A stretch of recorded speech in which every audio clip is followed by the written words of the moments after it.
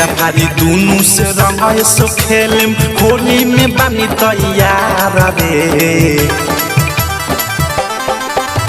फेरा फारी दोनों से रंग सो खेलम होली में बानी तैयार रे। अरे बाया के चोपना देवरा रंगी देवरा देवरा।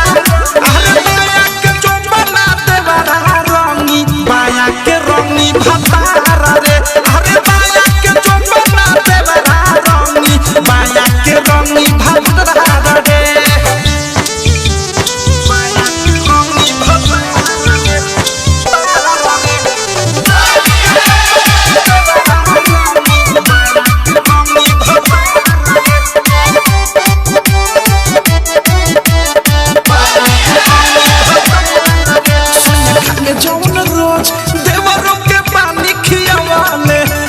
झूला चाटकार पहले से पानी सियावाले सोया खाले जौन रोज देवरों के पानी खियावाले। एगो झूला चाटकार पहले से पानी सियावाले। जोश में आके कहीं होश न गवावे देवे न दुनु गोरा फारा रे। अरे बाया के जो बना देवरा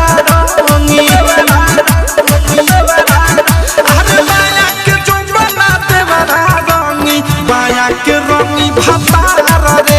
अरे बाया के जो बना देवरा रंगी बाया के रंगी भतार रे।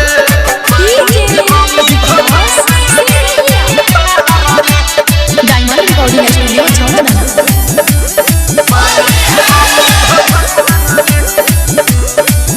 असुलगी नाही लाव के कोरोना लागी उपैया सोया घरवा में रंगी है देवर रंगी पीछे अंगनैया।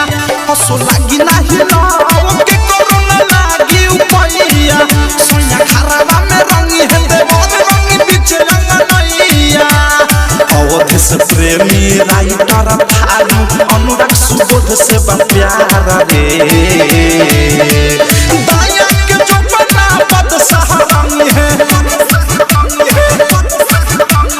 बाया के जो बना देवरा रंगी है बाया के रंगी भतार रे। अरे बाया के जो बना देवरा रंगी बाया के रंगी भतार रे।